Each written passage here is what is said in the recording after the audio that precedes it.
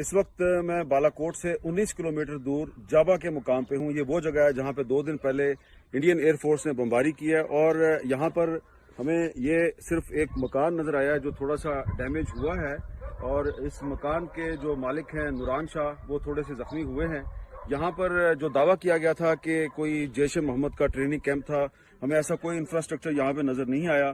India نے دعویٰ کیا تھا کہ 300-350 کے قریب دہشت گرد مار دیے گئے۔ یہاں پہ ہمیں کوئی لاش بھی نظر نہیں آئی، کوئی جنازہ بھی نہیں ہوا، کوئی خون کے دھبے بھی نظر نہیں آ رہے۔ البتہ ایک لاش ہمیں نظر آئی ہے، اور وہ لاش ہے اس کوے کی۔